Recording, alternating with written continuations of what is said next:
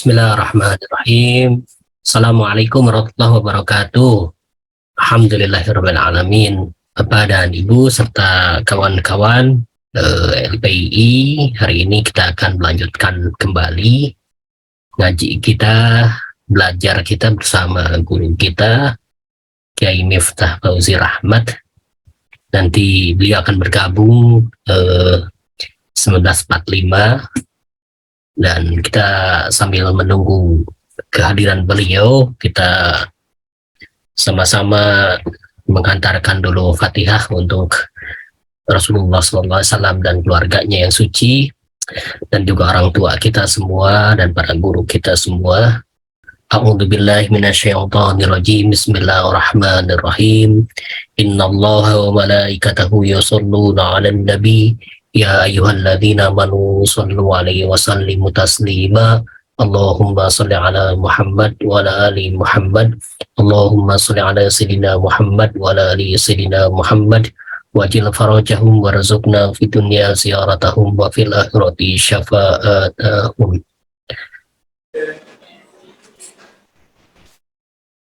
Ilahi Nabil Mustafa Rasulillah Muhammad ibn Abdillah sallallahu alaihi wa alihi wa ila ahli baiti thayyibin at-tahirin, la siyama baqiyatillah fi ardin, wa sayyidatina Fatimah Zahra sayyidan nisa'il alamin, wa sayyidatina Khadijatul Kubra. Lahumul Fatihah. A'udzu billahi minasyaitonir rajim. Bismillahirrahmanirrahim. Alhamdulillahirabbil alamin, arrahmanir rahim, maliki yaumiddin. Iyyaka na'budu wa iyyaka nasta'in. Ihdinas siratal mustaqim, siratal ladzina an'amta 'alaihim ghairil maghdubi 'alaihim waladdallin. Wa ila jami'i ikhwani minal anbiya'i wal mursalin wa siddiqin wa syuhada'i was salihin nahusu minhum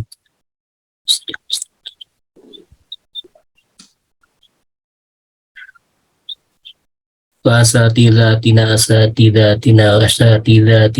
wa masyayihina lahumul Fatihah. A'udzu billahi minasyaitonir rajim. Bismillahirrahmanirrahim. Alhamdulillahirabbil alamin, arrahmanir rahim, maliki yaumiddin. Iyyaka na'budu wa iyyaka nasta'in. Ihdinas siratal mustaqim, siratal ladzina an'amta 'alaihim ghairil maghdubi 'alaihim waladdallin. Wa ila jamil muslimina wal muslimat wal mu'minina wal mu'minat al ahya'i minhum wal amwat. Nahusu khususan aba'ana, kita sebut nama ayah kita. Wa ummahatina, kita sebut nama ibu kita.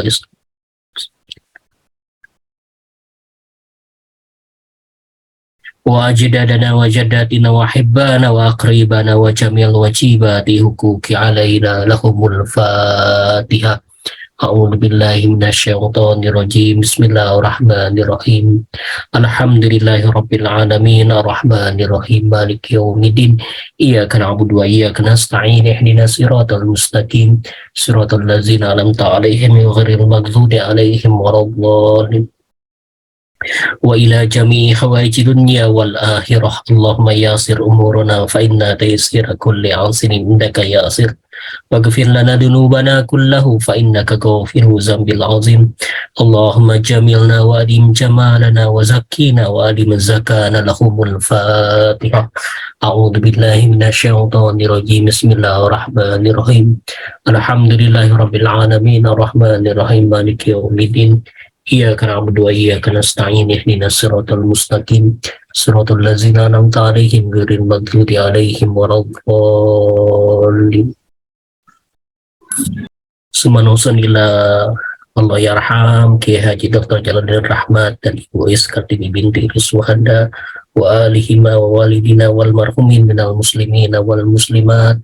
Lahumul Fatihah. A'udzu billahi minasyaitonir rajim. Bismillahirrahmanirrahim. Alhamdulillahirabbil alamin, arrahmanir rahim, maliki yaumiddin. Iyyaka na'budu wa iyyaka nasta'in. Ihdinas siratal mustaqim, siratal ladzina an'amta 'alaihim ghairil maghdubi 'alaihim waladdallin. Allahumma salli ala sayyidina Muhammad wa ala ali sayyidina Muhammad. Allahumma ighfir lil muslimina wal muslimat wal mu'minina wal mu'minat al ahya'i minhum wal amwat rahmatika ya arhamar rahimin. Allahumma kun li walikal hujjat ibn al-Hasan salawatuka alaihi wa ala abai fi hadhihi sa'ah wa fi kulli sa'ah waliyan wa hafidhan wa qaidan wa nasiran wa dalilan wa ilan hatta tuskinahu ardaka taw'an wa tumata'ahu fiha tawila rahmatika ya arhamar rahimin rahmatika ya arhamar rahimin wa sallallahu ala rasulihi wa na'ibatul mayamin min alihi wa sallama tasliman katsira dan Nabi wa alihi salawat. Allahumma salli ala sayyidina Muhammad wa ala ali sayyidina Muhammad. Allahumma salli ala sayyidina Muhammad wa ala ali sayyidina Muhammad. Assalamualaikum Ustaz. Kemadamang Ustaz. Waalaikumsalam warahmatullahi wabarakatuh. Pangarsa, alhamdulillah. Punten Ustaz kepayunan. Bapak dan Ibu yang tunggu-tunggu sudah hadir di hadapan kita, dan insya Allah beliau akan memberikan pencerahan pada kita, membimbing kita, berdiskusi, dan ia mengajak kita untuk belajar bersama-sama terkait dengan sirah nabawiyah. Kemarin-kemarin kita sudah waktu pertemuan kedua, sekarang pertemuan ketiga, ada satu lagi pertemuan insya Allah Ustaz. Kita sudah masuk ke Sirah Arabia, kemudian Iqsah, khususnya tentang Makkah ya, Makkah, terus ada terkait dengan diskusi terkait dengan dakwah yang terbuka dan tertutup, terus juga terkait dengan boykot, juga termasuk alasan kenapa kaum Quraisy itu memusuhi baginda Nabi Muhammad SAW. Itu yang sempat teringat. Itu jadi nanti ada termasuk juga problema historiografi atau tadwin tarikh yang perlu kita kaji kembali. Baik, Bapak dan Ibu, kita akan melanjutkan lagi diskusi kita dengan guru kita. Mari kita awali sama-sama dengan salawat ala Nabi wa alihi salawat. Allahumma salli ala sayyidina Muhammad wa ali sayyidina Muhammad. Allahumma salli ala sayyidina Muhammad wa ali sayyidina Muhammad. Allahumma salli ala sayyidina Muhammad wa ali sayyidina Muhammad wa anjil rajul syarif warzuqna fi dunya ziyaratan wa fil akhirati. Semoga Ustaz. Hatur nuhun Pak Ibu dan Bapak Asatidz rahimakumullah. Bismillahirrahmanirrahim. Alhamdulillahirabbil alamin. Wassalatu wassalamu ala asyrafil anbiya'i wal mursalin sayyidina wa maulana wa habibi ilahil alamin alladzi sumiya fis sama'i bi Ahmad wa fil ardi bi Abil Qasimil Mustafa Muhammad wa ali baiti tayyibin at-tahirin la siyama baqiyatillahi fil ardin arwahuna wa arwahul alamin li turabi maqdamil fida wa sayyidatina Fatimah az-Zahra wa maulatina Khadijatul Kubra wa jami'i ahli baitin nubuwwah wa ma'dinir risalah wa anbiya'illahi wa rasulihi wa malaikatihi was-siddiqin wasyuhada was-salihin wa hasuna ulaika rafiq. Assalamualaikum ayuhan nabiyyu wa rahmatullahi wa barakatuh. Assalamu alayna wa ala ibadillahis salihin. Assalamualaikum jami'an wa rahmatullahi wa barakatuh. Asyhadu an la ilaha illallah wahdahu la syarikalah wa asyhadu anna sayyidina Muhammadan abduhu wa rasulullah. Sallallahu ala sayyidina Muhammad wa ali sayyidina Muhammad wa ajil farajun syarif warzuqna fid dunya ziyaratahum wa fil akhirati syafa'atahum. Terima kasih Ibu dan Bapak rahimakumullah. Sebelum melanjutkan ada dua disclaimer.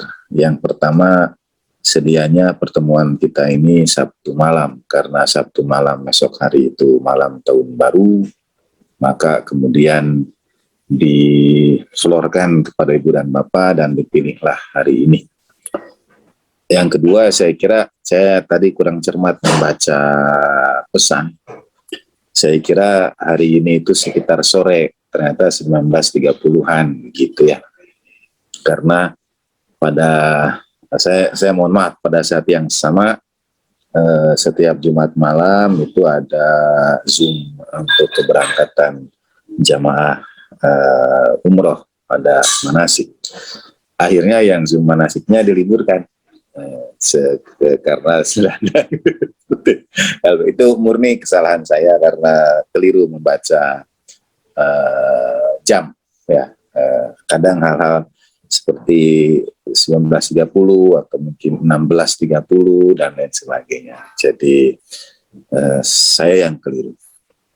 Nah, saya ingin mulai dari kekeliruan itu dengan bagaimana kita memandang sejarah. Seperti kita bahas pada 2 pertemuan sebelumnya, kita tidak membahas sejarah secara rinci. Sirah Nabawiyah yang kita kaji bukan membahas tahap-tahap perjalanan baginda Nabi SAW secara historis, secara kronologis, melainkan lebih kepada menyasar missing link, ya. Ada loncatan-loncatan, ada missing link, ya, ada sambungan yang hilang, ada pertanyaan-pertanyaan pada babakan sejarah yang sudah kita kenal secara umum. Nah, itu kita bincangkan cukup banyak pada pertemuan yang kedua. Pak Ahsa dengan rapi tadi mengingatkan kepada kita semua. Nah, sini ada guru-guru kita, sama Ustaz Daralama Candiki, ada Pak Guru Pak Hasim, Pak Haji Yasir, dan sebagainya.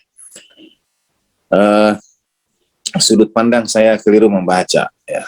Mungkin saya keliru membaca antara 1630 dengan 1930. Mirip-mirip dan sebagainya. Nah, kemiripan itu banyak terjadi dalam sejarah. Kemiripan nama, ya, kemiripan tokoh ini yang dimaksud adalah nama ini atau nama itu hidup pada zaman ini atau zaman itu.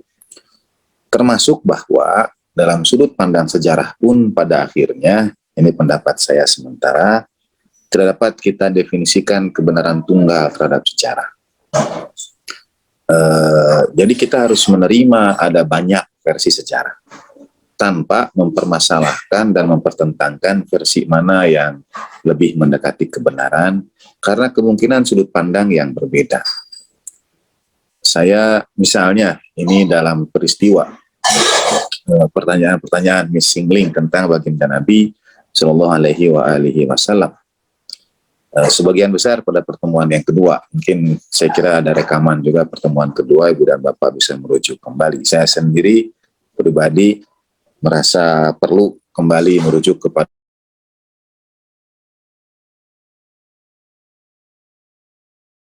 itu dengan berbagai pertanyaan yang kita pilani dari baginda Nabi Sallallahu Alaihi Wasallam dan sikap orang-orang Quraisy terhadap Rasulullah Sallallahu Alaihi Wasallam.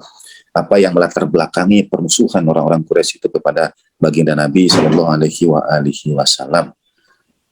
Secara umum teorinya adalah secara ekonomi terancam. Kita bincangkan sanggahan-sanggahannya pada pertemuan yang lalu. Atau kemapanan, misalnya bahwa baginda Nabi Shallallahu Alaihi Wasallam membuat budak-budak belian itu katakanlah dalam tanda petik berontak terhadap majikan. Ini sebetulnya secara jumlah tidak signifikan, karena secara periode Mekah dalam hampir 13 tahun baginda Nabi Shallallahu Alaihi Wasallam berdakwah, yang masuk Islam itu hanya 83 orang, dan ini kesepakatan sejarah. Jadi bagaimana kekuatan 83 dapat menjadi 83 itu dalam sekian tahun, kalau dirata-ratakan berapa mungkin 2 bulan 1 orang. Itu bagaimana ia menjadi kekuatan yang menghantui orang-orang Quraisy sehingga mereka mempersekusi baginda Nabi SAW. Ada missing link di situ. Nah, dirugikan seperti apa orang-orang Quraisy oleh dakwah baginda Nabi SAW misalnya. Nah, missing link berikutnya itu, jadi versi kebenaran itu pada akhirnya mesti kita lihat dari berbagai sisi. Kalaupun ada diskusi, debat tentang sejarah, kita lakukan secara akademik, ilmiah, tanpa pretensi, tanpa fanatisme kemazhaban, walaupun kadang itu sulit. Karena tidak ada yang sepenuhnya benar-benar bebas nilai. Nah, sebagai contoh, dalam mazhab Ahlul Bait alaihi wassalam ada riwayat bahwa setiap mukjizat yang pernah diberikan kepada para nabi terdahulu itu juga menyempurna, memuncak pada sosok baginda Nabi Shallallahu Alaihi Wasallam. Jadi pada baginda Nabi ini perjalanan nubuwah itu bukan hanya menyempurna secara lahiriah pada sosok Rasulullah Shallallahu Alaihi Wasallam, menyampaikan, melainkan sebagai kelanjutan para nabi sebelumnya, para nabi terdahulu, maka kekuatan dalam tanda petik mukjizat para nabi itu pun bertemu, memuncak, menyempurna pada baginda Nabi Sallallahu Alaihi Wasallam.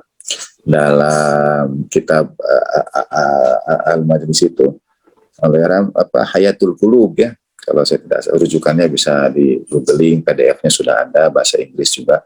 Bagus sekali untuk dibaca sebagai urutan kronologi sejarah, terutama bagian sejarah awal yang saya dalam pertemuan pertama bagi menjadi 5. Jadi baginda Nabi sebelum kelahiran Sallallahu Alaihi Wasallam.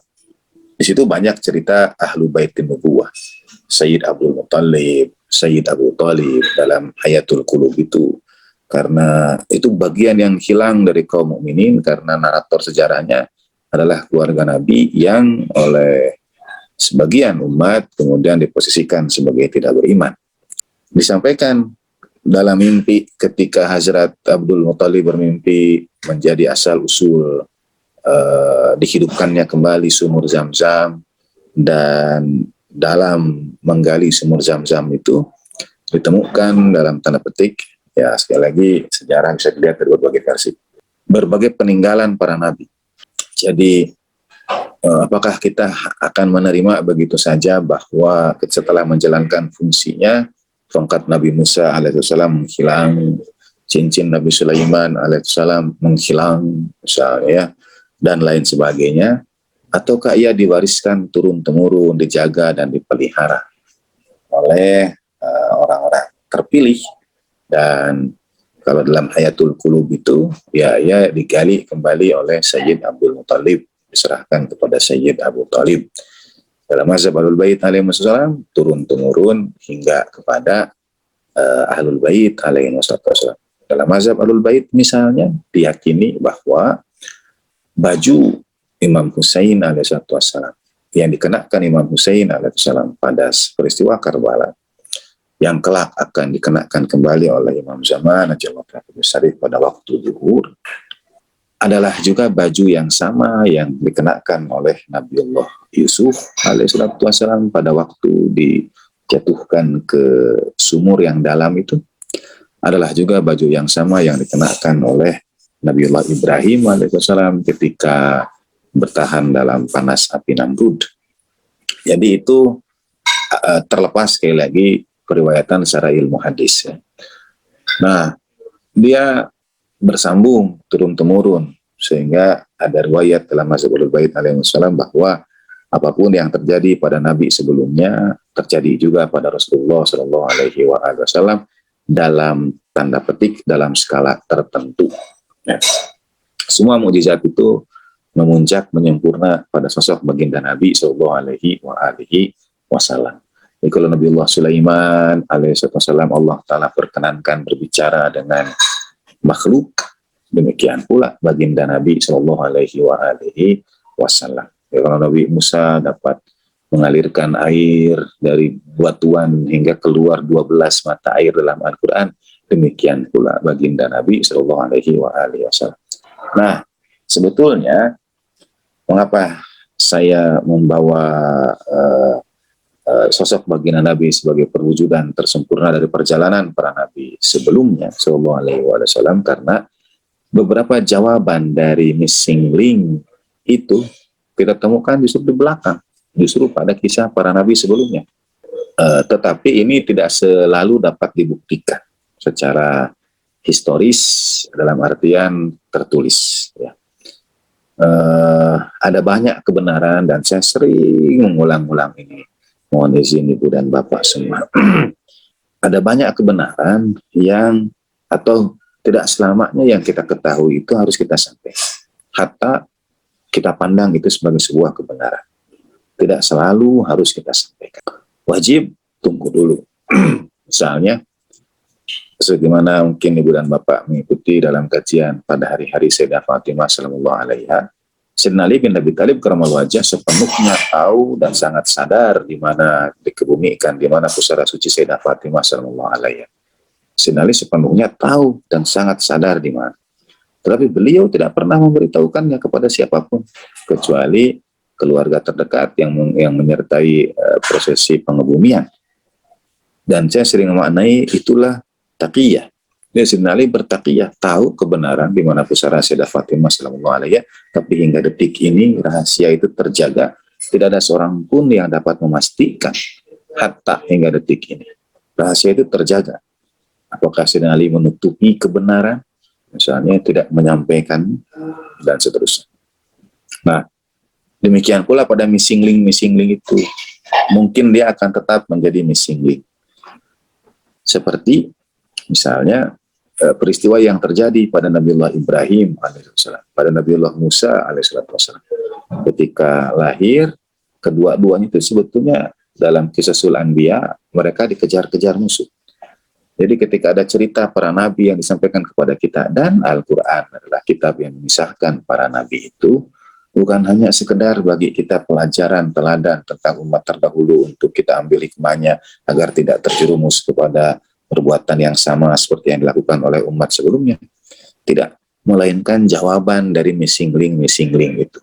Cerita para nabi sebelumnya itu adalah jawaban dari missing link. Banyak ayat Al-Quran, Fangdur, lihatlah bagaimana kesudahan orang sebelummu, lalu kami kisahkan padamu cerita-cerita supaya direnungkan, dan lain sebagainya. Sekali lagi bukan sekedar kisah anak-anak yang kita hadirkan di sekolah-sekolah untuk mereka, tapi justru untuk membimbing kita pada hidup kita.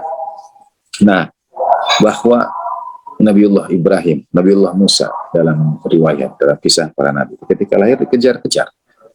Maka demikian pula baginda Nabi SAW. Secara lahiriah, bayi suci Rasulullah SAW itu kita sudah bincangkan di pertemuan yang pertama. Pengorbanan terbesar dari keluarga Rasulullah SAW adalah menjaga Rasulullah SAW selamat. Meskipun Nabi yang dijanjikan Allah Ta'ala, Nabiul Khatam itu, tapi tetap ikhtiar manusiawi dilakukan oleh keluarga Nabi, Ahlul Baitin Nubuwah, keluarga kenabian, keluarga yang dalam tanda petik melahirkan, mengantarkan kenabian, ikhtiar manusiawinya tetap dilakukan sesempurna mungkin. Pengorbanan Hazrat Abu Thalib, pengorbanan Hazrat Abu Thalib, dan terutama Ibunda Sayyidatina Aminah sallallahu alaihi wasallam. Satu di antara pengorbanan telah dipisahkan dari baginda Nabi sallallahu alaihi wasallam. Tetapi disinilah muncul pertanyaan, dan mengapa Al-Quran mengisahkan tentang Nabiullah Musa alaihissalam yang ketika kecil juga dialirkan ke aliran sungai ini, dan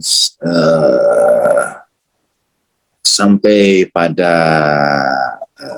Siti Asyah, ya, istri Firaun yang kemudian mengambil anak itu, anak dalam aliran sungai ini itu, ketika anak-anak yang lain dikorbankan, anak-anak yang lain jadi korban, bayi Nabi Musa selamat. Untuk menyelamatkan bayi Nabi Musa itu, Allah Subhanahu wa Ta'ala dalam tanda petik membuat tidak ada seorang pun yang dapat memberikan air susu kepada Nabi Musa alaihissalam, sehingga ibunya sendiri yang kemudian dihadirkan, didatangkan, dan memberikan air susu itu kepada Nabiullah Musa alaihissalam. Maka pertanyaan yang muncul adalah, untuk Nabi Musa Allah Ta'ala hadirkan ibundanya untuk memberikan air susuan itu. Lalu kemudian kita bertanya dan menyimpulkan bahwa ibunda Sayyidatina Aminah sallallahu alaiha tidak dapat mengeluarkan air susunya untuk Rasulullah sallallahu alaihi wasallam. Sedangkan untuk Nabi Musa, dalam tanda petik untuk Nabi Musa saja, ibunya itu Allah Ta'ala antarkan. Nah, apakah kisah itu juga menjawab missing link sebetulnya pada periode pertama tahapan hidup baginda Nabi sallallahu alaihi wasallam? Baginda Nabi diantarkan ke sebuah tempat untuk menjauhi orang-orang, dan people will need to be led to believe, bahasa Inggrisnya begitu ya. Manusia itu harus diantarkan pada sesuatu untuk mereka percayai. Demikian. Boleh jadi sejarah yang sebetulnya itu tidak demikian. Gitu. Dan kita mempercayai secara umum, sama seperti yang kemudian kita lihat pada film Muhammad Messenger dari Majid Majidi sallallahu alaihi wasallam, yang mengisahkan hanya pada satu bagian saja ketika unta itu lari. Mudah-mudahan saudara sudah melihat film itu. Lalu berhenti pada rumah baginda Nabi sallallahu alaihi wasallam. Kita akan melihat bagaimana dalam kisah Majid Majidi yang sebetulnya film itu dibuat atas arahan Rahbar Sayyidul Faid Hafizahullah. Majid Majidi baru cerita bertahun-tahun kemudian. Bahkan pemutaran perdana film itu di kediamannya Rahbar. Ya, diputar pertamanya itu di situ atas permintaan beliau, atas permintaan Rahbar agar membuat film baginda Nabi Shallallahu Alaihi Wasallam. Ini era digital dan sebagainya. Beliau menekankan betul perlunya menghadirkan kisah baginda Nabi Shallallahu Alaihi Wasallam dan dihadirkan. Dan artinya isi dalamnya itu sudah ditakyid ya, secara tidak langsung menurut pengakuan Majid Majidi dalam sebuah wawancara. Itu isinya, materinya, storytellingnya sudah ditakyid, disetujui oleh Rahbar. Tapi dalam kredit detail, beliau menyebutkan, Majid Majidi menyebut rujukan atau supervisor dari proyek itu adalah Allamah Ayatullah Jawadi Amuli. Gitu. Itu yang tertulis dalam kredit detail. Ya. Dan Ayatullah Jawadi Amuli bersahabat sangat baik, sangat dekat dengan Rahbar. Allah yahfazuhuma. Di situ dikisahkan bahwa begitu Siti Halimah As-Sa'diyah datang, yang jarang yang tidak ada dalam versi umum. Jadi unta yang mau disembelih itu berlari menyusuri ganggang Madinah, ganggang Mekah, dan berhenti di rumah Rasulullah Shallallahu Alaihi Wasallam. Lalu begitu Siti Halimah datang mengejar unta itu, Sayyidatina Aminah sallallahu alaihi sudah mengetahui, bahkan tersenyum. Dalam film itu dikisahkan dan bertanya, engkau dari kabilah As-Sa'diyah itu? Ia menjawab, ya. Dan dari saat memang sudah menunggu mengetahui kabar, entah saya lagi apakah secara gaib atau bagaimana, sudah mengetahui kabar kedatangan Siti Halimah. Izin sebentar, ada yang bel. Izin Pak. Bapak dan Ibu, nanti kalau sekiranya ada beberapa hal yang ingin didiskusikan, bisa mencatatkan terlebih dahulu di kolom chat, biar nanti bisa sekalian direspon gitu ya. Sambil menunggu boleh sambil catat-mencatat kalau ada sesuatu yang ingin disampaikan. Semangat Ustaz. Allahumma salli ala sayyidina Muhammad wa alihi wasallam. Ya. Jadi misalnya the real story-nya yang sebenarnya terjadi, apakah memang tidak pernah disusui oleh bundanya atau tidak? Bagaimana peranan Siti Halimah As-Sa'diyah? Ada peran-peran tertentu dalam sejarah yang memang diposisikan sedemikian rupa, dijaga sedemikian rupa, bahkan pengorbanannya adalah mungkin untuk tidak mendapatkan kredit sama sekali dari apa yang dilakukan oleh tokoh-tokoh sejarah itu. Nah, kita bincangkan missing link itu dan mencoba melihatnya dari perspektif yang lain. Walaupun sekali lagi secara historis semuanya terbuka untuk dibincangkan, diperdebatkan dengan berpegang kepada ayat-ayat Al-Quran itu. Allah yarham, ayah anda tercinta sering menyampaikan, apapun yang terjadi pada baginda Nabi SAW dalam sejarah mestilah sesuai dengan bagaimana Al-Quran mendeskripsikan baginda Nabi SAW. Jadi sifat rahmatan lil alamin baginda Nabi SAW, kemudian azizun alaihi ma'anittum baginda Nabi, harisun alaikum bil mu'minina raufur rahim, itu mesti menjadi panduan utama dalam menempatkan sejarah baginda Nabi Sallallahu Alaihi Wasallam. Yang kedua, dalam babakan periode itu, ya missing link yang terjadi yang di Mekah sudah kita kisahkan minggu yang lalu. Kemudian sekarang perjalanan hijrah. Di sini terjadi missing link juga tentang peristiwa malam hijrah. Dan mengapa orang-orang Quraisy menyambung pertanyaan kita minggu sebelumnya? Apa sebetulnya yang mereka khawatirkan dari baginda Nabi SAW itu? Mengapa diperangi begitu rupa? Kita, Ibu dan Bapak punya pendapat minggu lalu didiskusikan. Orang Quraisy tidak terganggu bisnisnya, tidak terganggu. Apakah kemudian orang jadi sepi yang datang ke Mekah dan Madinah karena ada Rasulullah SAW dan dakwahnya? Tidak. Lalu kalau misalnya orang-orang itu terganggu karena baginda Nabi SAW menyampaikan budak belian itu setara, lalu ketika mereka disiksa dan dibebaskan, dibeli itu yang masa Ahlul Bait alaihissalam yang membeli itu Sayyidatina Khadijah atau harta Sayyidatina Khadijah sallallahu alaihi. Rasulullah lah sallallahu alaihi wasallam yang membebaskan mereka. Termasuk di antaranya meminta bantuan para sahabat untuk merantarai pembelian, untuk pembebasan budak-budak belian. Jadi sebetulnya baginda Nabi sallallahu alaihi wasallam yang membebaskan. Kisah yang paling terkenal adalah Hazrat Bilal yang dibebaskan. Dalam satu versi, sekali kebenaran tidak bisa kita lihat dari satu sudut saja, tidak selalu kebenaran tunggal, bahwa yang membebaskan itu ya Rasulullah SAW. Pertanyaannya, kalau orang Quraisy merasa terancam dengan budak-budak itu, mereka justru beroleh keuntungan ekonomis, budak-budaknya dibebaskan, berarti dibeli. Dibebaskan itu dibeli dengan harga tinggi. Jadi orang Quraisy menikmati secara ekonomis. Ya, mereka tinggal beli budak yang lain misalnya. Toh ini jumlah 83. Tidak terlalu mengkhawatirkan akan mengganggu kemapanan, mengganggu status quo. Sedikit sekali jumlah orang Islam di Mekah itu ketika periode Makkiyah itu. Tapi sebagian bahkan sudah hijrah ke Habsyah. Jadi apa lagi yang paling ditakutkan dari Rasulullah SAW itu sampai sekarang belum terjawab dari saudara sekalian. Dari waktu kita diskusi, semua jawaban itu kita berikan perspektif lain, pendapat yang lain.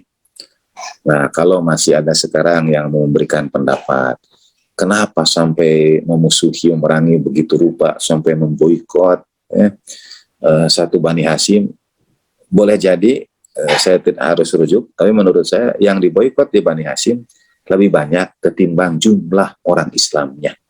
Jadi kalau sejarah mencatat selama periode Mekah hanya 83 yang masuk Islam, saya yakin yang diboikot itu lebih dari 83. Ya, bahkan banyak di antara yang diboikot itu bukan muslimin, bukan mukminin, melainkan Bani Hashim.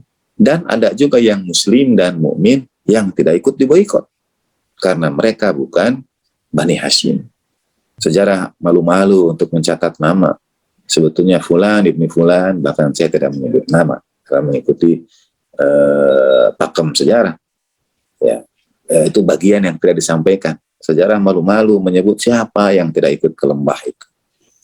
Padahal kan jelas Bani Hashim saja. Jadi semua kaum muslimin yang tidak berasal dari Bani Hashim tidak ikut menderita bersama baginda Nabi Sallallahu Alaihi Wasallam.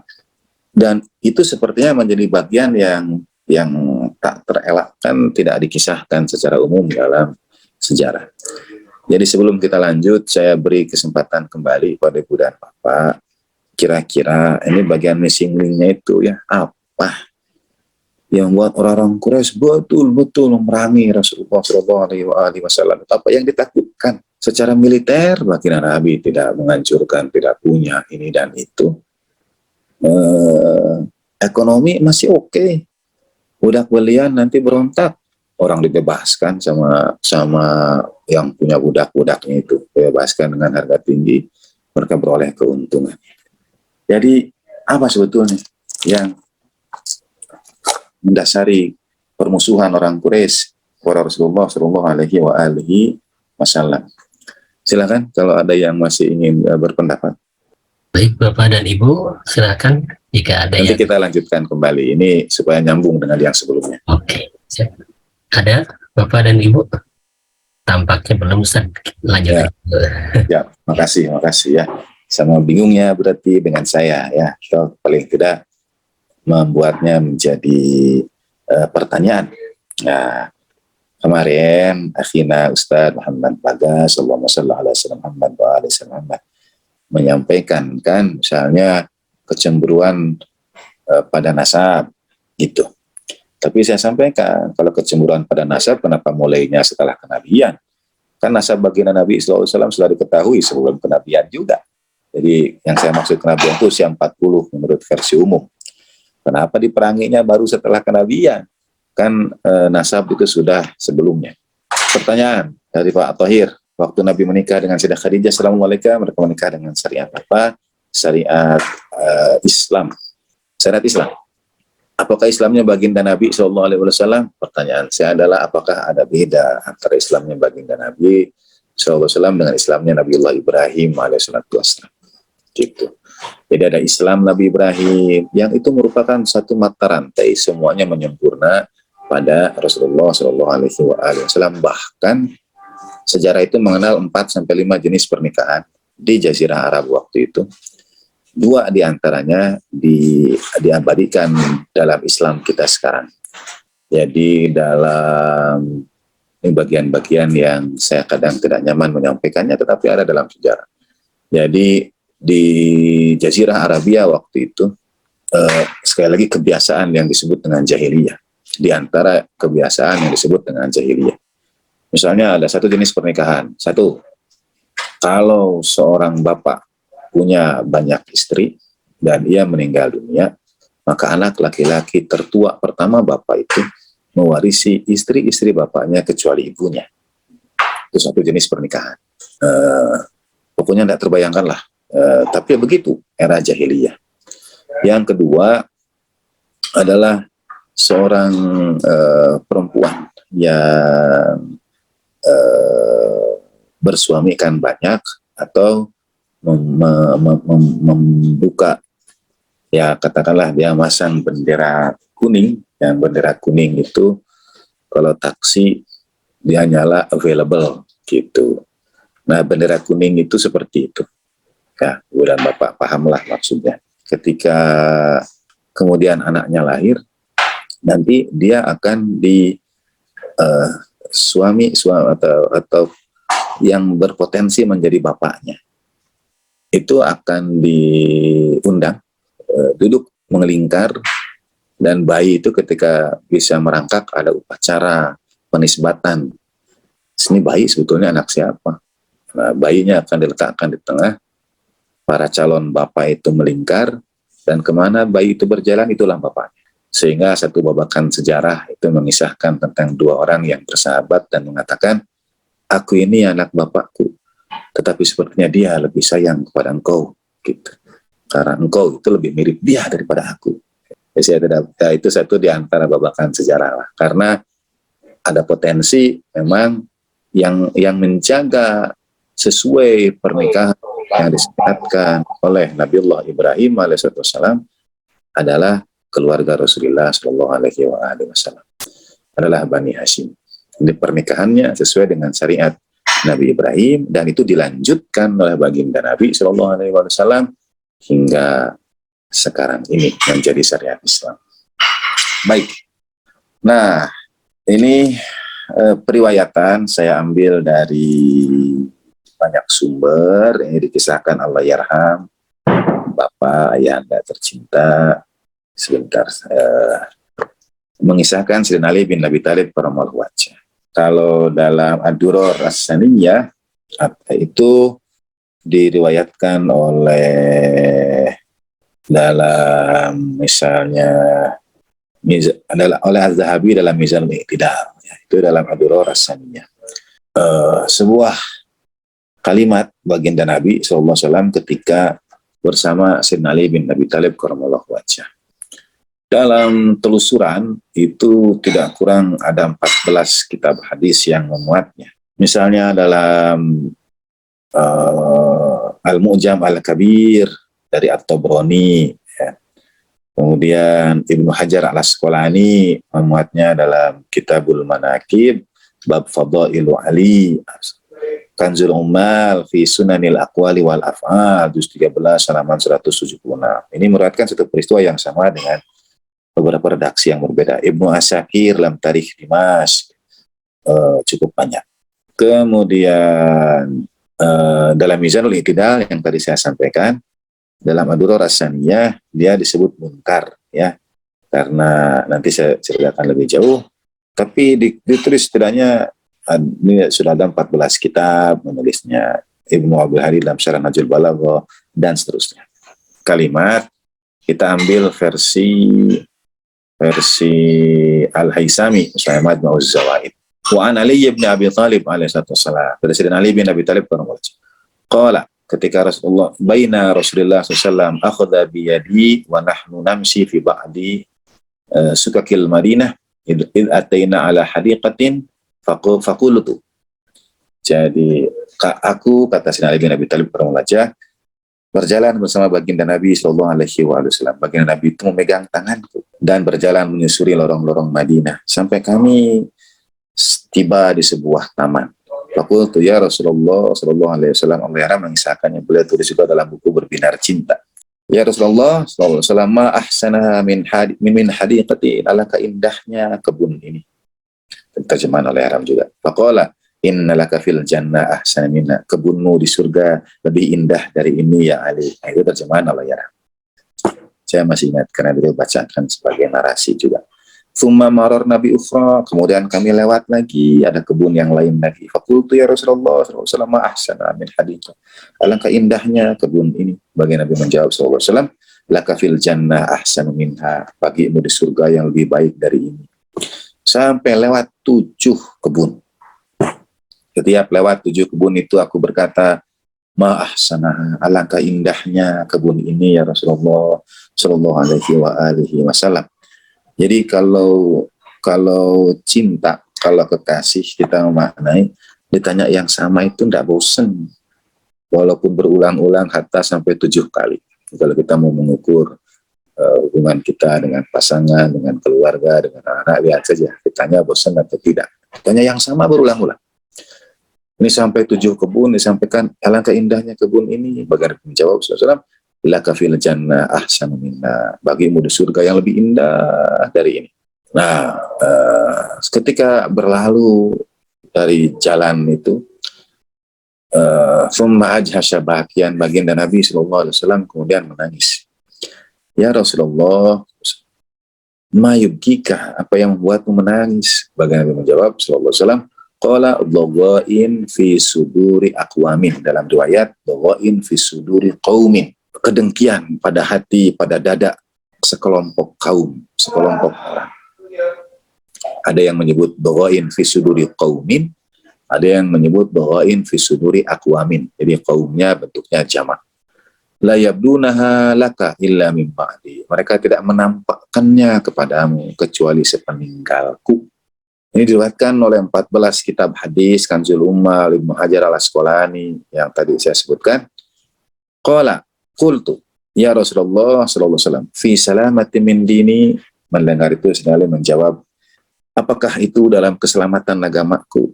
Qala fi salamatin min dini, baginda Nabi sallallahu alaihi wasallam menjawab, dalam keselamatan agamaku. Melewati 7 kebun itu, kemudian baginda Nabi menangis. Ketika Sayyidina Ali bertanya karramallahu wajhahu, mengapa baginda Nabi sallallahu alaihi wasallam menangis? Karena dhawain, karena kedengkian pada dada kaum itu. Fi suduri qaumin atau fi suduri aqwamin. Sekali lagi, baginda Nabi SAW tahu pasti, tetapi tidak memberitahukan siapa kaum yang dimaksud. Ya, tidak semua kebenaran itu disampaikan apa adanya. Ya, baginda Nabi tahu kaum siapa. Baginda Nabi tahu bahwa ini itu ada pada sudur mereka, pada hati mereka. Ini misalnya dalam Jami' Majmu' Zawaid dan Al-Haisami, jalur periwayatan hadis ini sikoh, tapi ada Ibnu Hibban memandangnya sikoh, tapi ada yang mentaifkan di antara periwayat hadis ini. Yang menarik dalam Al-Dhahabi, ini dalam Mizanul I'tidal fi naqlir rijal, tentang Yunus, di antara yang meriwayatkan hadis ini, dhawain fi suduri aqwamin, sababu inkar al-Dhahabi lahu huwa bi annahu rafidiyun wa muwali li Muhammadin wa ali Muhammad sallallahu alaihi wasallam.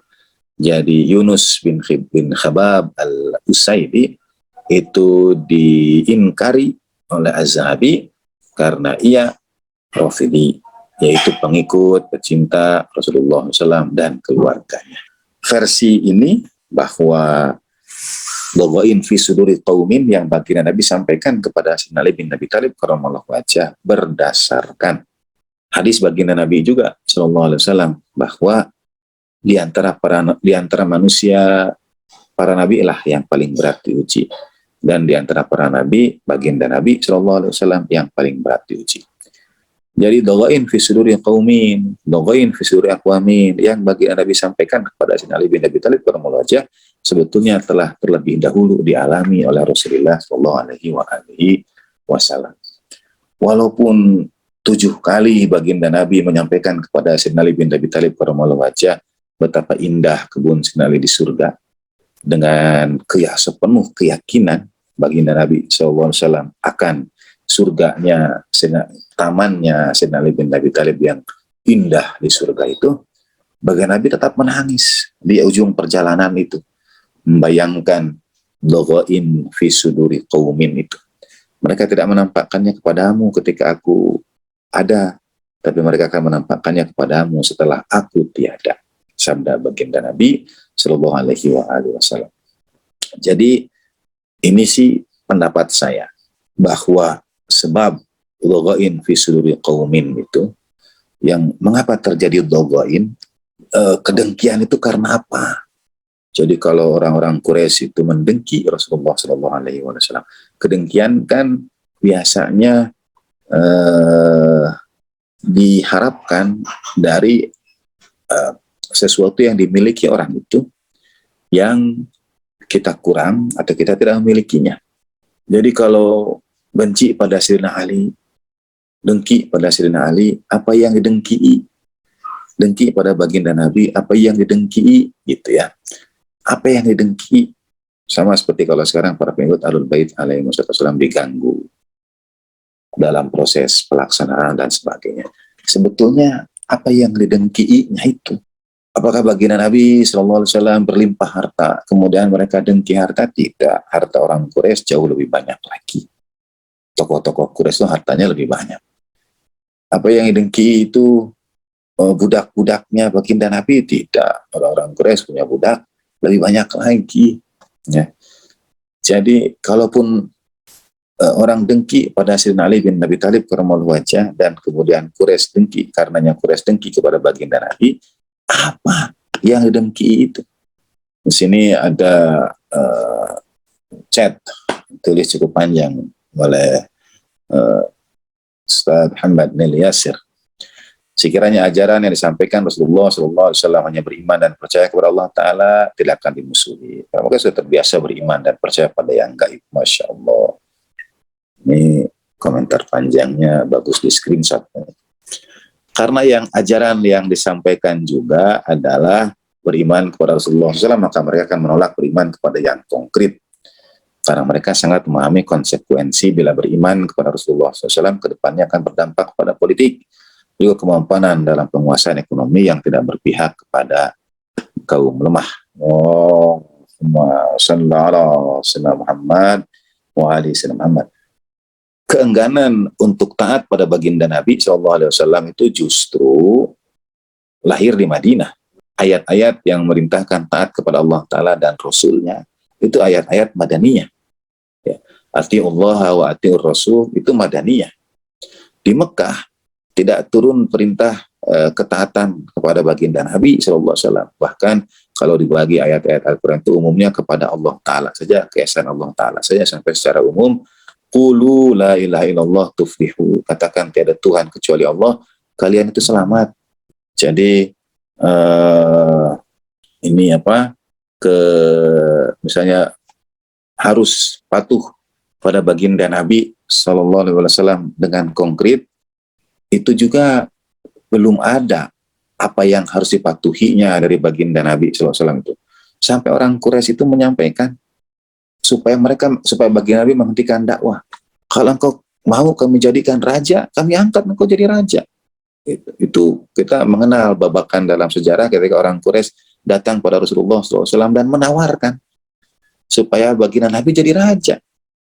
Itu diserahkan. Jadi mereka siap taat pada baginda Nabi Shallallahu Alaihi Wasallam gitu dengan asal, ya, dengan syarat melanjutkan tradisi nenek moyang, ya, iman pada Lata dan Uzza dan lain sebagainya. Dan baginda Nabi SAW belum atau secara khusus di Mekah belum turun ayat-ayat terutama yang memerintahkan tentang kepatuhan kepada Allah Ta'ala dan Rasulnya.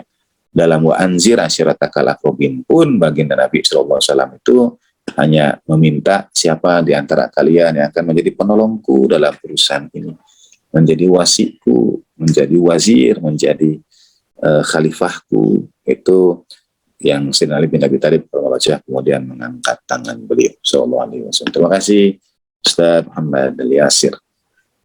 Baik. Nah, seperti yang terjadi pada malam hijrah.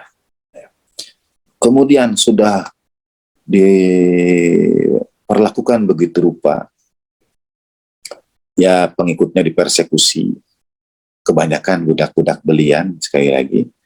Padahal kalau misalnya orang Quraisy, dan saya selalu percaya apapun konspirasi, Islam pernah mengalaminya. Jadi alih-alih orang Quraisy itu mengejar budak-budak belian, seharusnya mereka menyasar para pengusaha dan pembesar orang Islam waktu itu. Ya, budak-budak belian itu dipersekusi, pengaruhnya tidak sesignifikan kalau ya kita mengenal teori perang. Kalau mau perang, serang saja pusat-pusat artileri. Nah, dalam dunia modern sekarang, serang pusat bisnis, pusat ekonomi, selesai gitu. Masyarakat kacau sendiri. Kenapa waktu di Mekah para pembesar yang kemudian atau mereka orang-orang Islam yang kaya raya itu masih juga sempat bahkan bisa membawa kekayaannya itu ke Madinah, sehingga ada yang kemudian menghadiahkan setengah dari hartanya untuk jihad, ada yang menghadiahkan sepertiga dari hartanya untuk jihad. Ajaib itu, selamat dari kejaran orang-orang Quraisy. Di dunia modern saja kalau ada masalah dengan seseorang disita dulu akses ekonominya. Ini tidak, masih bisa menyumbangkan setengah dari harta itu. Dan ajaib juga karena dalam kisah harta itu disumbangkan dalam kisah jihad dalam Islam. Jadi belum Futuh Mekah. Kalau Futuh Mekah sudah selesai, itu Mekah sudah ditaklukkan. Ini berarti pada masa peperangan seperti Badrian, Khaybarian gitu, Uhud dan seterusnya. Lalu bagaimana itu proses transfer kekayaan dari Mekah ke Madinah itu? Berjalan aman tanpa gangguan dan seterusnya. Ya. Nah, Dogoin fisuri kaumin itu yang kemudian sampai diboikot. Apa yang dibenci, yang diiri. Satu pendapat Al-Ihram mengisahkan dalam disertasi beliau, misalnya yang diiri itu adalah fadilah. Ka'bah sudah mereka miliki, pengaturan Ka'bah maksudnya kunci Ka'bah itu dipegang oleh Bani Hashim. Jadi memegang kunci Ka'bah adalah kemuliaan, itu dipegang oleh Bani Hashim. Lalu air Zam-Zam juga mereka yang pegang. Air Zam-Zam dipegang itu hubungannya dengan melayani jemaah ziarah, dulu disebut ya jemaah haji sekarang. Itu dipegang juga oleh Bani Hashim. Abu Sufyan pernah mengatakan Ka'bah itu mereka yang pegang, Zam-Zam juga mereka yang pegang. Lalu sekarang kenabian juga mereka yang pegang. Gitu. Dogoin. Al-Ihram misalnya mengisahkan karena dalam diskusi antara Abu Sufyan dengan Ibnu Abbas itu, ketika datang rombongan baginda Nabi SAW, ini kerajaan. Gitu. Al-Ihram mengisahkannya dalam disertasi. Ibnu Abbas mengatakan ini bukan mulek, bukan kerajaan, melainkan nubuwah, melainkan kenabian. Dalam persepsi Abu Sufyan dan kawan-kawannya Quraisy, gerakan baginda Nabi itu yang mulek, gerakan kerajaan. memahami konsep kenabian itu sebagai kekuasaan. Apakah ada kekhawatiran kalau mereka kemudian akan hilang kekuasaan? Mestinya sekali lagi begitu baginda Nabi Shallallahu Alaihi Wasallam kemudian hijrah ke Madinah, ya selesai. Yang membuat mereka terganggu yaitu Rasulullah Shallallahu Alaihi Wasallam sudah hijrah ke Madinah, ya sudah, kekuasaan mereka di Mekah aman. Kenapa pula khawatir ke Madinah? Menurut cerita, menurut versi umum, Madinah itu jalur emas, perdagangan sutra, perdagangan minasyita iwasaif. Jalur emasnya lewat ke Madinah. Tapi sebetulnya dalam pendapat yang lain, saya kira bukan satu-satunya jalur, karena Khaybar juga merupakan satu di antara jalur perdagangan itu, karena ada kebun fadak, kebun kurma, lalu ada benteng Khaybar, benteng orang Yahudi yang sudah terkenal dalam sejarah sebagai para pelaku ekonomi, baik di Madinah maupun di Mekah. Orang Yahudi itu pelaku bisnis, pelaku ekonomi. Ini versi umum, sejarah mencatat demikian. Satu di antara penderitaan orang Madinah adalah karena keterikatan pada tengkulak Yahudi, pada sistem perekonomian Yahudi. Ini bahasa yang sejarawan, yang ahli sirah nabawiyah akan dapat memberikan rujukan-rujukan pada apa yang saya sampaikan. Jadi Madinah itu dikuasai oleh Yahudi. Bank peminjam yang riba dan sebagainya itu sebetulnya orang Yahudi berkuasa di Madinah. Nah, Khaybar ini jaraknya sekitar 150 kilo ke arah timur dari Madinah. Jadi kalau memang di Madinah itu dianggap kekhawatiran tadi, dianggap karena jalur emas perdagangan dari utara ke selatan, minasyita iwasaif, dari Syam ke Mekah, tinggal belokan sedikit saja ke Khaybar, jalurnya itu ke Khaybar, bahkan bisa sampai berkumpul Al-Ahzab itu untuk dalam perang Al-Ahzab untuk mengisolasi Madinah dari percaturan internasional waktu itu. Jadi gerakannya itu internasional. Nah, sampai dikejar juga. Maksudnya kalau sudah selesai, ya sudah selesai. Kalau hanya Mekah saja yang jadi kekhawatiran gitu oleh orang-orang Quraisy. Baik. Allahumma shalli ala sayyidina Muhammad wa alihi. Nah,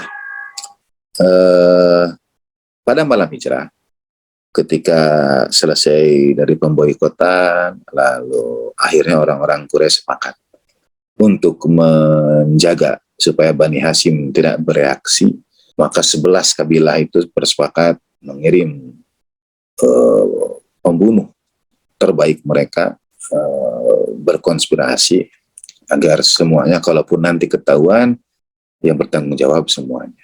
Tapi tetap pembunuhannya diupayakan rahasia. Malam hijrah itu mereka mengendap-endap, menunggu malam hari untuk merangsek masuk ke dalam rumah dan mencelakai baginda Nabi Sallallahu Alaihi Wasallam. Imdadul ghaibi terjadi, Allah SWT mengabari baginda Nabi Sallallahu Alaihi Wasallam, dan baginda Nabi menyampaikan kepada Sayyidina Ali bin Abi Thalib. Kemudian sejarahnya kita tahu. Lalu Sayyidina Ali bertanya, sama seperti kalimat tadi, adzalika fi salamati fid din. Apakah kalau aku berbaring itu ya Rasulullah SAW untuk keselamatan agama? Apakah kalau aku berbaring untukmu ya Rasulullah SAW engkau akan selamat? Baginda Nabi menjawab demikian. Maka Sayyidina Ali kemudian berbaring karamallahu wajhah. Kita tahu keutamaan Sayyidina Ali bin Abi Thalib karamallahu wajhah berbaring di malam hijrah yang suci itu. Terjadi transaksi antara seorang manusia menjadi supra manusia. Kalau dalam sebagian tafsir tentang ayat itu, yasrun nafsabtiwa martatillah, kata Syekh Murtado Mutahari, dari manusia menjadi supra manusia. Lalu baginda Nabi SAW keluar, ya, meniupkan, membaca, ada yang baca dari surat Yasin, mengambil pasir, tiup, keluar, orang tidak melihat. Kita tahulah pengalaman. Tapi sejarah berbeda ketika meriwayatkan kepergian Rasulullah SAW itu ke Madinah. Ada yang menyampaikan, misalnya sahabat Khalifah Abu Bakar sudah tahu sehari sebelumnya. kemudian berjanjian dengan baginda Nabi SAW di titik tertentu. Satu. Ada juga yang menyampaikan tempat pertama yang baginda Nabi datangi adalah rumah baginda Nabi SAW, adalah rumah Khalifah Abu Bakar. Kemudian bertanya tentang apakah ada kendaraan yang bisa digunakan, dan kemudian Khalifah Abu Bakar menawarkan diri untuk aku saja yang menyertaimu ya Rasulullah SAW. Jadi sudah ada dua versi. Satu versi janjian, satu lagi versi baginda Nabi minta tanya tentang kendaraan. Versi ketiga baginda Nabi yang mengajak. Adapun versi yang keempat dalam Musnad Imam Ahmad bin Hanbal yang yang ada justru ketika pagi harinya Sayyidina Ali bin Abi Thalib kurang wajah dipukuli.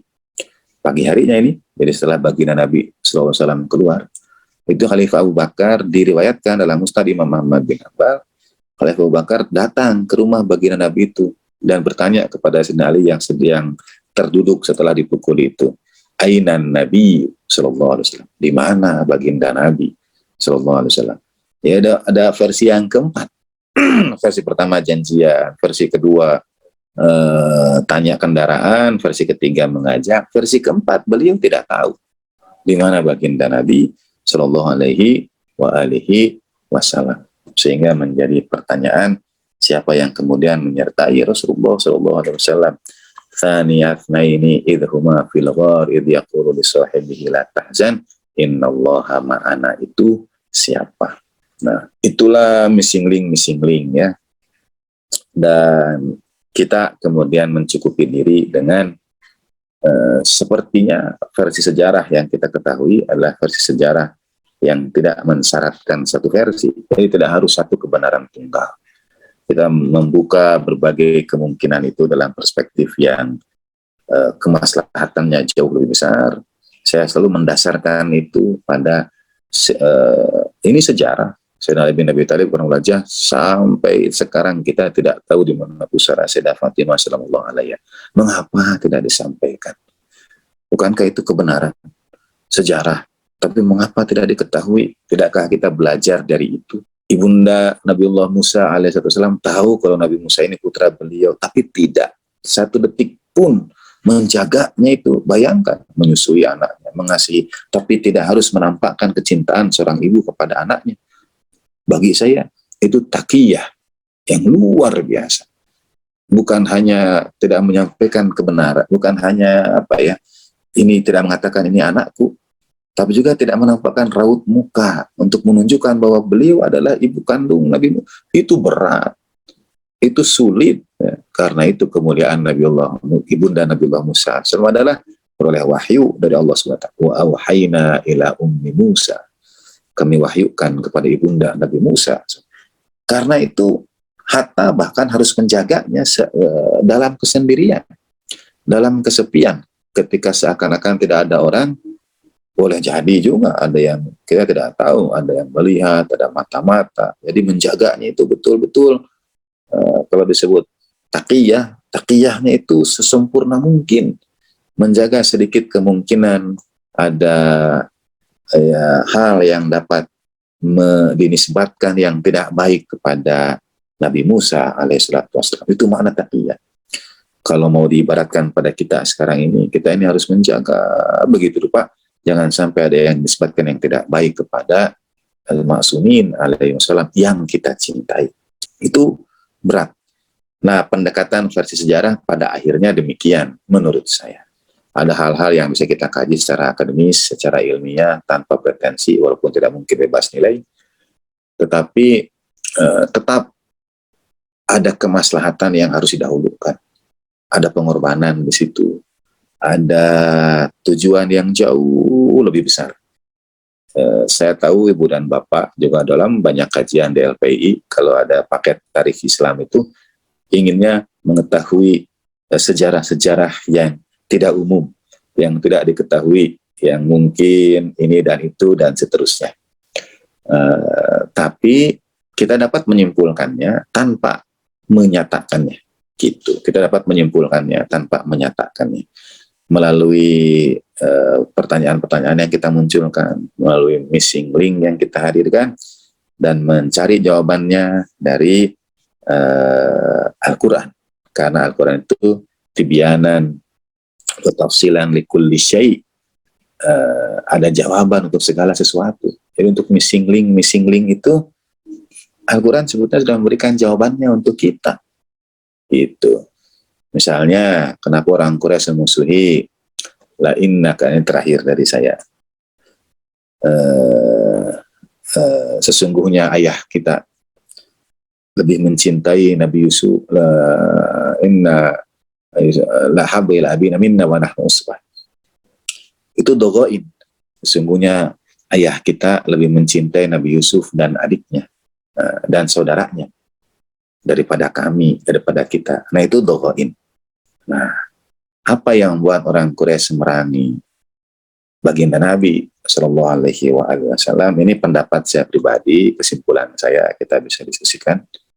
Saya berpegang kepada al-insan abadul ihsan, Allahumma shalli ala sayyidina Muhammad wa ala sayyidina Muhammad. Dari Sayyidina Ali, dari al-Ma'sumin wasallam, manusia itu, bahkan kemudian jadi pepatah Arab, manusia itu hambanya atau budaknya kebaikan.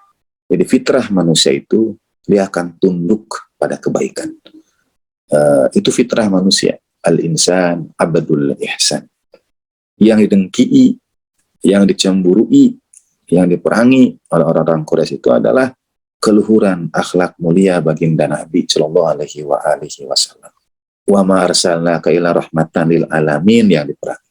Wa innaka la'ala khuluqin azim, yang diperangi. Jadi manusia itu akan tertarik oleh kebaikan.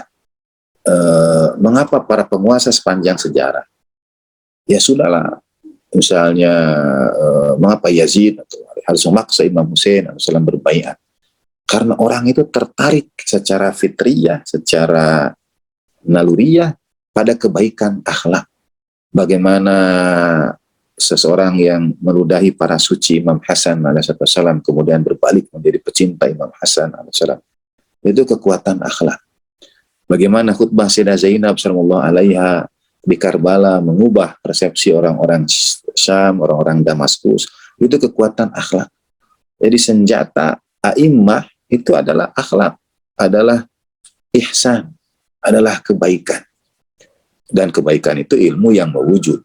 Jadi pengetahuan kita, ngaji kita, semua bertahun-tahun itu harus mewujud pada ihsan, harus mewujud pada kebaikan. Manusia itu tertarik pada kebaikan. Nah, yang membuat orang tertarik pada baginda Nabi Sallallahu Alaihi Wasallam pertama kali, ini sekali lagi pendapat saya, bukan karena dapat mengkonkretkan yang abstrak, kecintaan pada Tuhan, keimanan kepada surga dan neraka dan lain sebagainya, iman pada Tuhan yang tidak terlihat, tetapi yang menarik itu adalah ihsannya baginda Nabi Sallallahu Alaihi Wasallam. Kecintaan, ketulusan akhlak, wa innaka la'ala khuluqin azim. Dan orang mendengki itu karena mereka tidak memilikinya, karena kekurangan, karena penyakit hati yang ditumpuk oleh kecintaan dunia. Itu semua menjadi sebab-sebab sekunder, ya, membuat mereka iri, karena fitrah manusia itu sebetulnya adalah fitrah kebaikan. Al-insan abdul ihsan. Jadi ketertarikan mereka atau kekhawatiran terbesar mereka itu, sebagaimana kisah ya dari dulu, dari zaman para nabi sebelumnya, adalah perlawanan antara between good and evil itu. Karena memang dan ini kepada kita semua memberikan bekal bahwa dalam tanda petik pelajaran terbesarnya adalah dalam situasi apapun, senjata kita adalah kemuliaan akhlak, keutamaan akhlak. Dalam situasi apapun, karena manusia itu tertarik oleh kebaikan. Berhadapan dengan orang yang tidak sependapat dengan kita, berhadapan dengan lingkungan, dengan tetangga, dengan apapun, kita harus kembali kepada senjata awal dan pamungkas baginda Nabi SAW, yaitu kemuliaan akhlak, keutamaan akhlak, keluhuran budi pekerti. Ujung-ujungnya bagi saya ke arah sana. Nah, kekhawatiran itu berangkat bersumbernya dari iri hati tadi itu, dari kemuliaan akhlak. Orang membenci Sayyidina Ali bin Abi Thalib karamallahu wajhah karena kemuliaan akhlak Sayyidina Ali dan kecintaan baginda Nabi kepadanya. Sebagaimana Nabi Yusuf alaihissalam mencintai saudaranya. Jadi orang membenci saudara-saudara Nabi Yusuf, membenci bagaimana ayahnya lebih mencintai Nabi Yusuf menurut adik-adiknya, menurut kakak beradik itu, menurut saudaranya yang lain. Dan kecintaan yang dianggap lebih besar dari Nabi Yakub kepada Nabi Yusuf bukan karena dalam tanda petik ketampanan, kegagahan Nabi Yusuf alaihissalam, melainkan karena keindahan akhlak Nabi Yusuf alaihissalam. Jadi kalau orang melihat Nabi Yakub lebih mencintai Nabi Yusuf, itu karena keindahan akhlak Nabi Yusuf alaihissalam. Itu yang membuat orang memerangi Rasulullah Shallallahu Alaihi Wasallam, dikejar hingga sampai di Madinah karena dogoin itu. Demikian pula yang kemudian terjadi kepada keluarga Rasulullah SAW sepeninggal baginda Nabi. Bedanya, kata baginda Nabi SAW kepada Sayyidina Ali, kelak nanti orang itu akan menampakkannya dogoin fi suduri qaumin itu sepeninggal Rasulullah SAW. Periode baginda Nabi mengalami dogoin fi suduri qaumin selama di Mekah misalnya, akan dialami oleh baginda Nabi, oleh Sayyidina Ali bin Abi Thalib raja sepeninggal Rasulullah Shallallahu Alaihi Wasallam.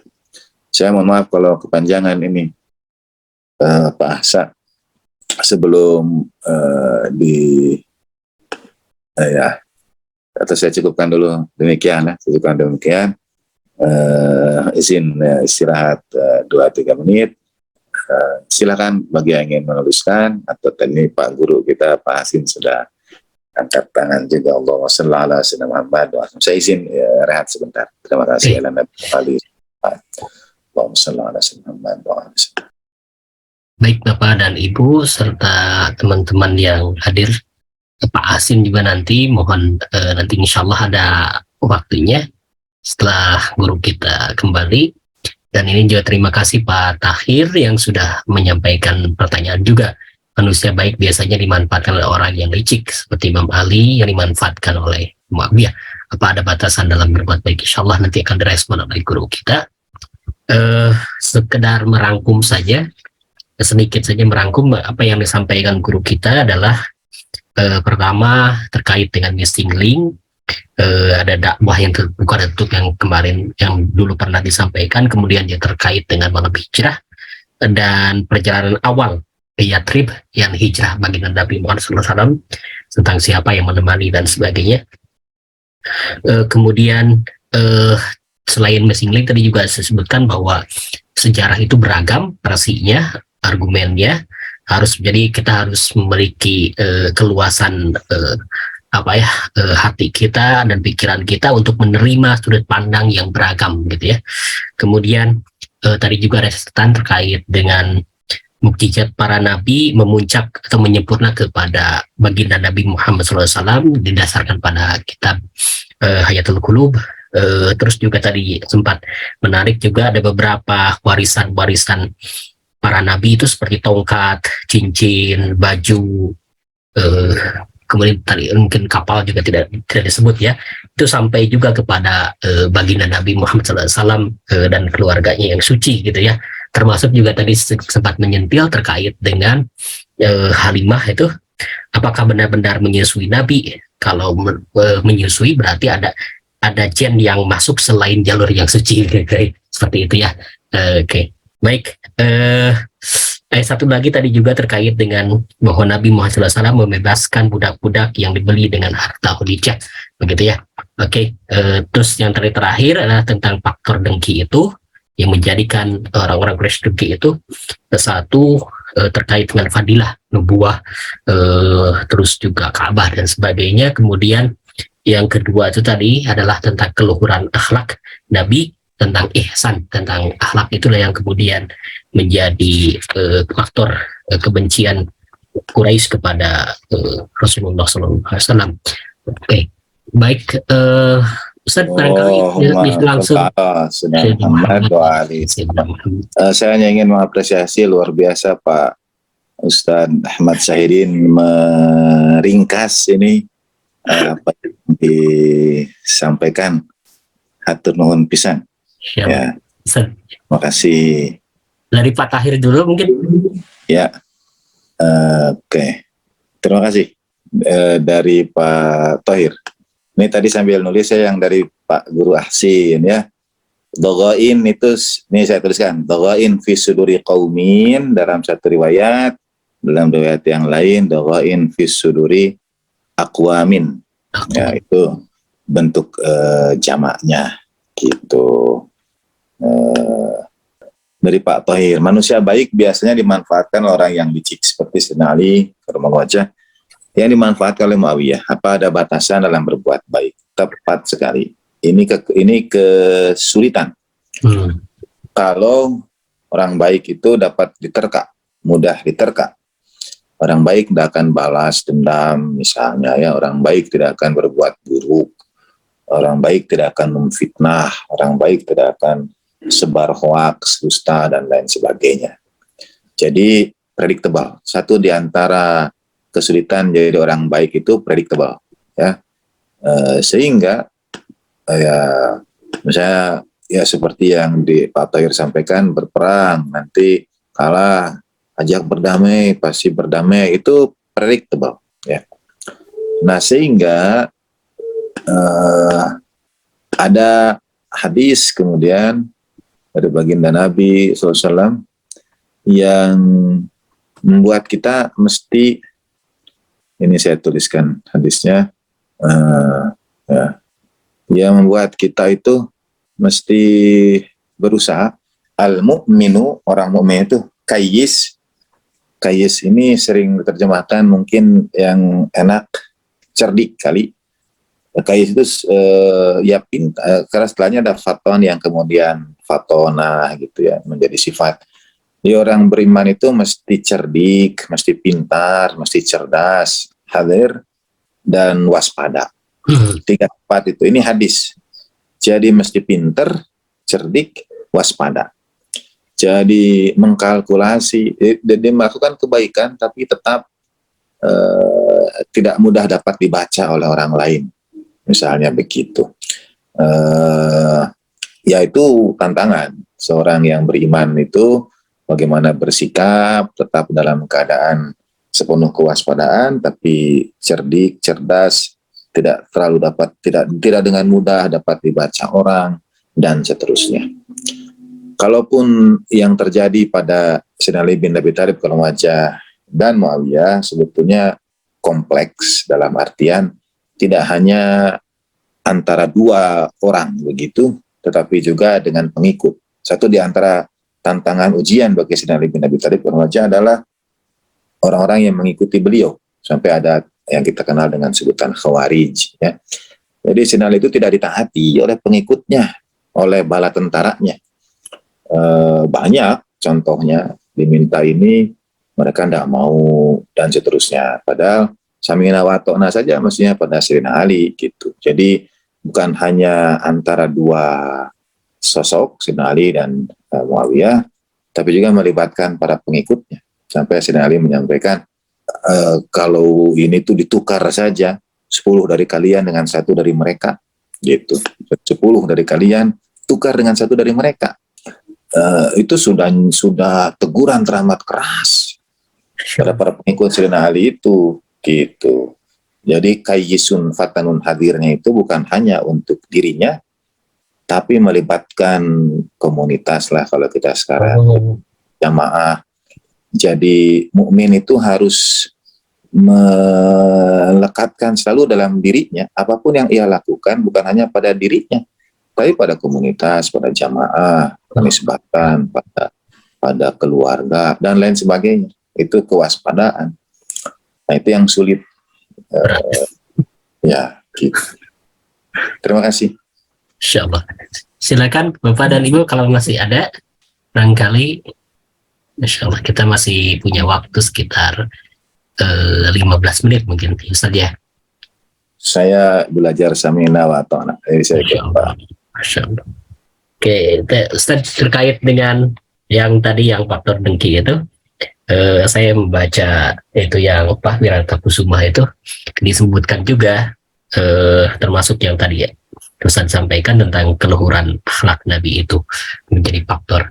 Tapi satu lagi yang beliau sebutkan itu adalah dalam surah yang menarik itu eh, ucapan anu tetela jentre jeng te bisa dibantah gitu. Itu kata-kata yang itu yang menyebabkan kata Wirata Kusuma itu orang-orang kemudian tertarik gitu ya ketika orang-orang mengkampanyekan bahwa jangan mendengarkan Nabi Muhammad SAW karena dia orang gila dan sebagainya, karena dia kata-katanya sangat mengganggu dan sebagainya. Buat itu orang-orang menjadi penasaran seperti apakah sebetulnya si kata-katanya itu. Jadi faktor ketiga mungkin faktor karena ada faktor wahyu itu yang eh, dari aspek bahasa tidak bisa ada yang membantah itu ya Ustaz. Ahsan, betul sekali. Itulah mengapa tadi saya bilang sebenarnya kajian Sirah Nabawiyah ini itu spesialisasi Ustadzuna Ahmad Syahidin. Ya, di pertemuan kedua kita bincangkan ini sejak kapan ada pembagian dakwah sembunyi dan dakwah rahasia. Karena kalau dakwah sembunyi, lalu kok budak-budak belian disiksa.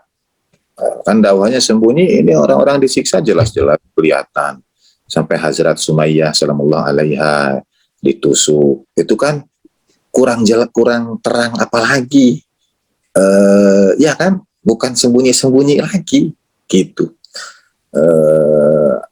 Dari mana ada pembagian siri ilani itu misalnya? Karena sudah terang, sudah jelas-jelasan kok. Lalu termasuk apakah baginda Nabi SAW. Nah ini yang menarik yang Ustaz Ahmad Saidin sampaikan. Orang tertarik dengan kalimat baginda Nabi SAW. Tetapi berbeda dengan misalnya kita mendengar ada khutbah di bukit dari Yesus. Ya. Ada khutbah Yesus terkenal khutbah di bukit. Itu khutbah yang sangat indah. Dan banyak orang yang ya tentu ada yang mengikuti, ada yang tidak ya. Tergantung dogoin tadi itu. Ya, tergantung dogoin. Jadi hatta orang yang benci pun tahu kalimat yang disampaikan Yesus itu benar gitu. Nah, untuk baginda Nabi SAW, apakah kita pernah melihat, mendengar, membaca dalam sejarah baginda Nabi SAW itu berdakwahnya seperti dakwahnya Yesus? Jadi datang ke tengah-tengah kaum lalu mengajak gitu ya, kecuali kalau mau saudara hubungkan dengan peristiwa di Taif ya, yang itu pun tidak jadi karena baginda Nabi ditolak, kan dilempari batu dan seterusnya. Tapi ada tidak peristiwa ketika baginda Nabi SAW di sini ada guru kita yang misalnya ini ada orang main bola, beliau datangi aja berikan dakwah gitu ya, mungkin pertandingan terhenti diajak dulu dakwahi. Nah seperti itu ada tidak pada lembaran sejarah baginda Nabi SAW? Baginda Nabi mendatangi satu kaum, tiba-tiba mereka sedang punya acara lalu wahai itu, kita pernah mendengar tidak ada seperti itu, maksud saya, sehingga orang mendengar kata-kata baginda Nabi SAW. Apakah ada? Ini mohon Pak Ahsan berikan kepada kita. Misalnya dalam sejarah dikenal ada Darul Arqam, rumah yang sembunyi-sembunyi. Nah itu, sembunyi-sembunyi dalam artian mereka keluar tanpa sepengetahuan majikannya, mendengarkan ceramah baginda Nabi atau pelajaran baginda Nabi SAW. Tapi baginda Nabi didatangi dan baginda Nabi menyampaikan. Nah pertanyaan saya, kalau Yesus khutbah di bukit, terbuka di bukit, jadi depan orang banyak. Beda dengan Madinah ya. Kalau Madinah baginda Nabi berkhutbah jelas. Tapi kalau di Mekah, pernah tidak kita mendengar cerita baginda Nabi SAW itu datang ke kerumunan orang Quraisy, datang ke pasar, datang di Ka'bah, lalu berdakwah, menyampaikan? Pernah tidak? Ini betul-betul pertanyaan. Ada tidak? Gitu, baginda Nabi SAW datang berdakwah. Baginda Nabi berdakwah, iya. Cuma maksud saya, hadir ke kerumunan lalu kemudian menyampaikan. Tidak. Atau paling tidak saya belum tahu, koreksi kalau saya sangat mungkin keliru. Ya. Atau Pak Hamzah mungkin pernah mendengar ada.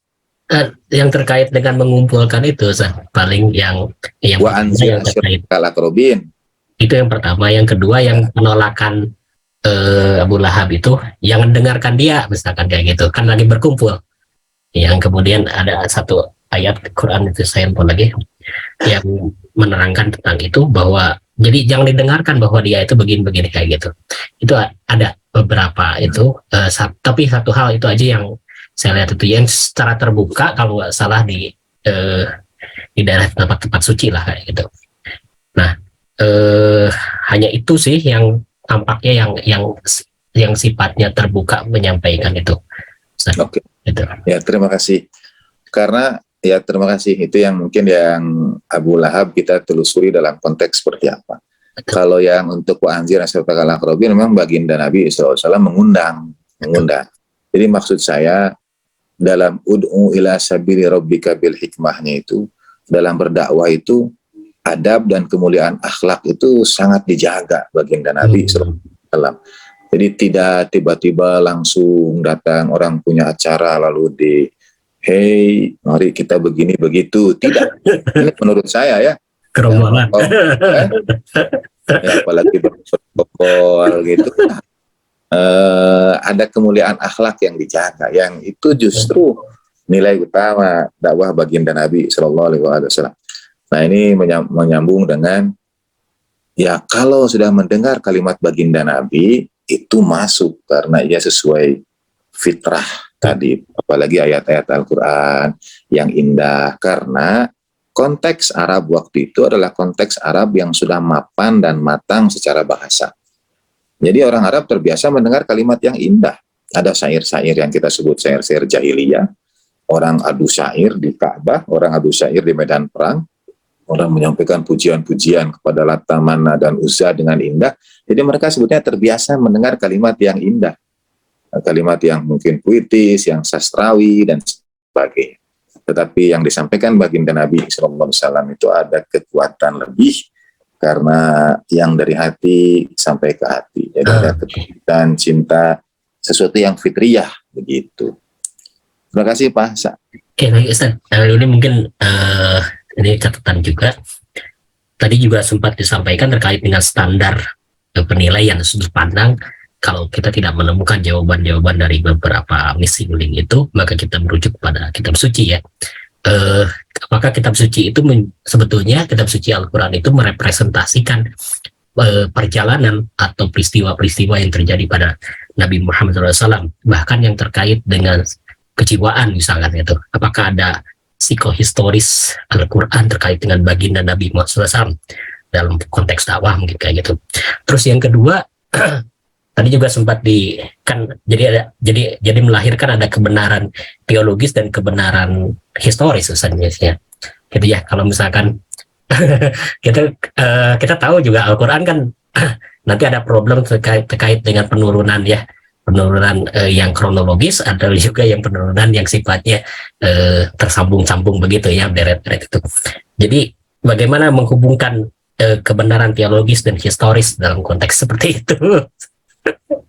Terima kasih. Nah, untuk menjawabnya ini sudah resen Ustaduna Lalama Candiki. Masya Allah. Silakan. Juga udah resen, jadi beliau silakan Ustaz Candiki. Silakan Ustaz. Salam buat ini kameranya Ustaz, bisa Ustaz? Boleh kami dapat berkah ini. Allahumma sholli ala sayyidina Muhammad. Wali. Sehat Ustaz? Alhamdulillah Ustaz Ustaz Miftah. Alhamdulillah, mohon doanya selalu. Oh, kami ini Ustaz, ya Allah. Selalu. Silakan Ustaz. Ya, terima kasih. Saya mendengar banyak hal, informasi dan menarik untuk malam hari ini. Saya rasa, cuman saya mungkin ingin menyampaikan beberapa hal saja. Perspektif menarik tadi Ustadz Miftah menyebut bahwa yang diperangi itu adalah keluhuran budi. Jadi kan ada kesan ingin, kalau kita istilah kita mungkin ingin membuat menjadi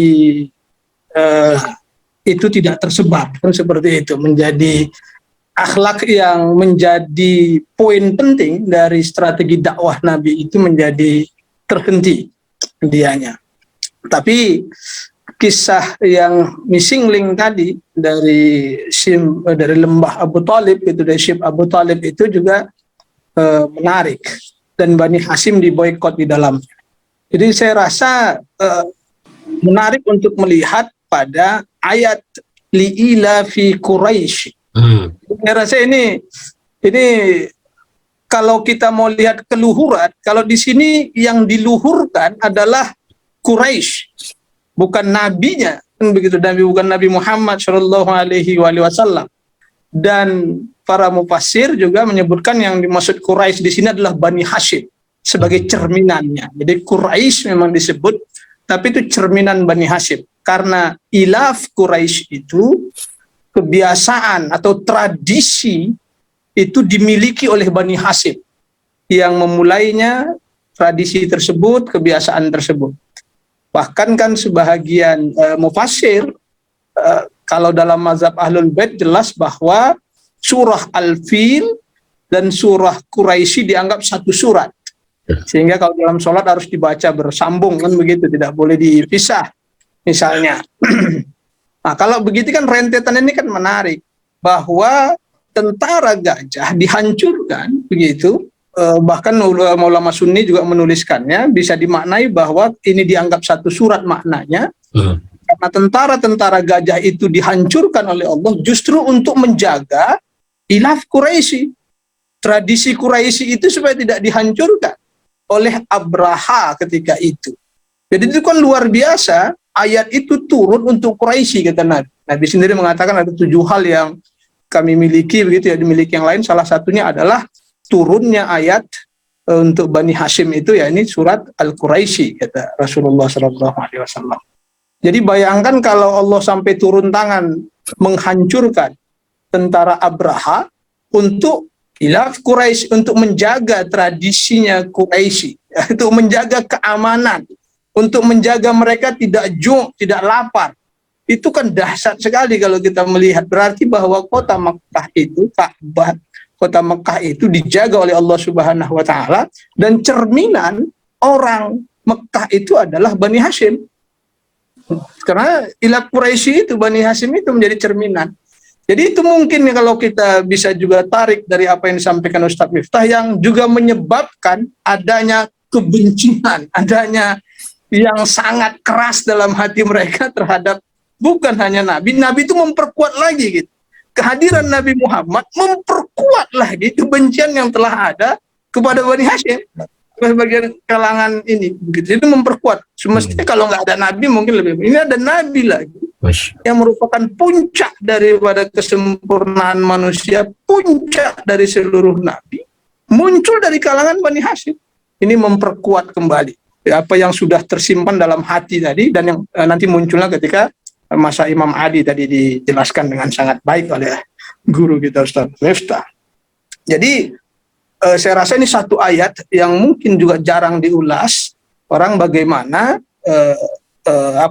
peran Bani Hasyim dalam menciptakan tradisi yang tradisi diakui oleh Allah Subhanahu wa taala, bahkan menjadi syariat. Dalam riwayat Ahlul Bait disebutkan bahwa tradisi-tradisi yang dibuat Bani Hasyim itu menjadi syariat Islam, bahkan menjadi syariat Islam. Ju' dan apa itu kan dianggap bahwa Hasyim dan dilanjutkan Abdul Muthalib yang selalu memberi makan. Dalam setiap mereka pulang dari rihlah mereka, kurang rihlah tasyita'i wasyaib, mereka pulang, keuntungan sangat besar, dan mereka memberikan makanan kepada masyarakat miskin kota Mekah. Sehingga mereka tidak lagi ju', tidak lapar, dan merasa aman karena perjalanan mereka. Perjalanan aman itu juga dibuat Bani Hasyim. Di dalam riwayat disebutkan bagaimana Abdul Muthalib, bahkan sejak zaman Hasyim dilanjutkan Abdul Muthalib, membuat perjanjian-perjanjian dengan orang-orang atau negara-negara di sekitarnya, kalau kita katakan, supaya perjalanan orang-orang berdagang itu menjadi aman yang dari Mekah. itu kan menunjukkan kekuasaan politik mereka juga begitu. Nah, puncaknya tentu saja Ka'bah. Makanya Ka'bah yang mau dihancurkan Abraha itu puncak Ka'bah, karena Mekah itu senternya Ka'bah. Menguasai Ka'bah, menguasai Mekah. Kan begitu. Menguasai Ka'bah itu menguasai Mekah. Dan Bani Hasyim yang menguasai Ka'bah, kalau kita katakan mewarisi Ka'bah, mengelola Ka'bah, si Qoyah Al-Hajj mereka disebutkan sebagai pemberi minumnya para jemaah haji mereka. Ya, seperti kalau kita analogikan seperti Arab Saudi sekarang lah, Ustaz Ahsan. Kan? Kalau nggak menguasai Ka'bah, kira-kira kan nggak terlalu kita pandang kali Arab Saudi. Mungkin nggak dianggap orang sebagai pusat Islam Arab Saudi. Apa yang mau dibanggakan, misalnya kan begitu dalam konteks keberislaman, konteks keilmuan, konteks perkembangan dan sebagainya. Ya mungkin orang bilang karena menguasai dua tanah haram saja, mereka dianggap sebagai senternya, pusatnya Islam, pemegang kebenaran dan sebagainya, karena Ka'bah di bawah lindungan mereka. Kenapa? Karena Ka'bah itu pusatnya umat Islam begitu. Jadi yang menguasainya dianggap pemegang otoritas kebenaran maupun otoritas kekuasaan. Seperti itu. Nah, orang Quraisy yakni Bani Hasyim dalam konteks ini, saya rasa sejak awal ini menguasainya, mewarisinya, dan mereka menjalankan tradisi yang baik sehingga disenangi oleh masyarakat miskin terutama, karena masyarakat bawah itu mereka cenderung memelihara mereka dengan sangat baik sekali. Bahkan tadi kita katakan Nabi begitu jadi Nabi, tradisi awalnya adalah membebaskan budak, menghabiskan banyak harta Khadijatul Kubra alaihassalam untuk melakukan pembebasan terhadap budak-budak yang ada sebagai keluhuran budi yang juga ditampakkan oleh leluhur mereka pada dasarnya. Jadi saya rasa ini satu perspektif yang juga bisa kita pandang, menguatkan apa yang disampaikan oleh Ustadz Miftah tadi, karena surat Al-Quraisy ini menurut saya ini satu surat yang menampilkan wajah Bani Hasyim secara utuh kepada kita. Li'ila fi Quraisy. Para ulama menyebut lam ini kan bisa lam pemilik atau lam ta'ajub, mengatakan bahkan ini menunjukkan Allah ta'ajub atas kebiasaan begitu, kata ta'ajub begitu, menunjukkan bagaimana kekaguman yang luar biasa kepada kebiasaan Quraisy yang mereka melakukan perjalanan itu bukan dagangnya itu, tapi hasil dagang mereka itu dibagikan dalam perspektif Ahlul Bait, dalam riwayat Imam Ja'far atau disebut bahwa mereka mengeluarkan khumusnya dari hasil rihlah tersebut. Rihlatas Syita' was-Saif, mereka mengeluarkan khumusnya untuk dibagikan kepada masyarakat pada saat itu misalnya. Falyabudu rabb hadzal bait, dan menunjukkan ini kan juga menunjukkan bahwa Bani Hasyim falyabud rabb hadzal bait, mereka itu penyembah Tuhan. Jadi kalau tadi benar Ustaz Miftah bilang, wah ini masa tidak ada syariat Islam tuh, tadi ada yang nanya nikah pakai apa syariat Islam. Falyabud rabb hadzal bait, mereka itu penyembah Tuhan dari Ka'bah. Jadi bukan menyembah berhala dan sebagainya. Ini menunjukkan keislaman mereka yang terjaga dari leluhur, dari Nabi Ibrahim, dan terjaga terus sampai kepada puncaknya Rasulullah Shallallahu Alaihi Wasallam. Jadi artinya bahwa Rasulullah memang terjaga, dan tentu saja kalau Ahlul Bait sudah sangat jelas bahwa silsilah Nabi terjaga, itu sudah tidak bisa diganggu gugat lagi kan begitu, sudah menjadi patron dalam mazhab Ahlul Bait bahwa silsilah kenabian harus terjaga. Seperti itu, dari keimanan terjaga maksudnya iman, dari kemunafikan dan sebagainya itu terjaga. Lalu ya'bud rabb hadzal bait. Nah, itu tuh menarik sekali bagi kita.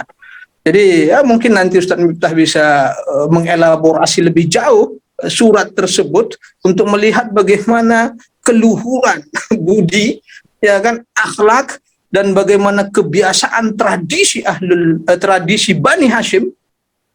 Dalam hal ini Quraisy itu adalah Bani Hasyim itu sendiri cerminannya, yang kemudian ini dilanggengkan Allah dalam Al-Quran dan dilanggengkan dalam syariat Islam sampai sekarang ini. Nah, dan itu tadi saya katakan, karena hal ini dan dengan munculnya Nabi memperkuat apa yang ada tersimpan di dalam hati mereka. Dan tidak putus setelah Nabi muncul para imam, menjadi masalah lagi. Jadi makin akhirnya mereka tidak tahan lagi dan mengeluarkannya di masa itu, melihat peluang untuk menindas ahlul bait dan sedemikian. Sampai sekarang mungkin penyakit itu simpan juga di dada-dada para musuh-musuh ahlul bait sekarang. Ya, itu musuhnya. Saya rasa ini sebagai sekedar masukan saja. Oh, Tambahan dari Luar biasa. ya. Terima kasih Ustaz. sallallahu ala sayyidina Muhammad wa ali sayyidina. Masya Allah. Luar biasa Ustaz. Terima kasih. Ya Allah. Ini saya mau nulis sholawat, keyboardnya masih bahasa Arab ini.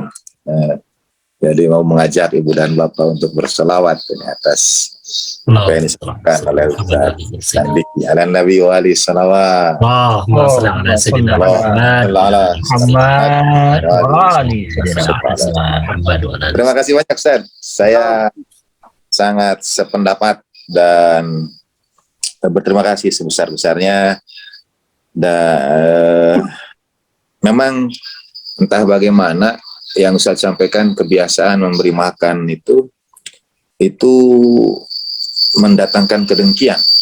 Jadi sebetulnya inti dari banyak ajaran Islam, kemudian hadis-hadis fadilah ahlul bait juga alaihi wassalam, hubungannya itu dengan it'amut ta'am, seperti surat Al-Insan itu kan wa yut'imuna, itu hubungannya dengan memberi makan sebagai satu fadilah, keutamaan, kemuliaan akhlak, dan ajaibnya gitu.